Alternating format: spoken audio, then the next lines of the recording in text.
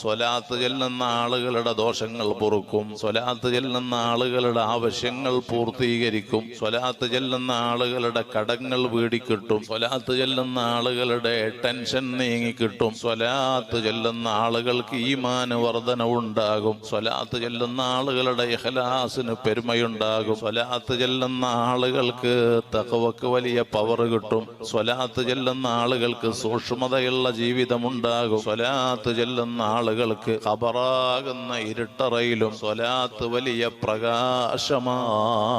സ്വലാത്ത് വർദ്ധിപ്പിക്കുന്ന ആളുകളും മുത്തുനബി സല്ലല്ലാഹു അലൈഹി വസല്ലം തങ്ങളും വലിയ ബന്ധത്തിലെന്ന് തങ്ങൾ നമ്മെ പഠിപ്പിച്ചല്ലോ. ഇന്ന ഔലന്നാസി ബി യൗമൽ ഖിയാമത്തി അക്തറുഹും അലയ്യ സ്വലാത്ത്. സ്വലാത്ത് വർദ്ധിപ്പിക്കുന്നു അവരും തങ്ങളും വലിയ ബന്ധത്തിലാണ്, വലിയ സ്നേഹത്തിലാണ്.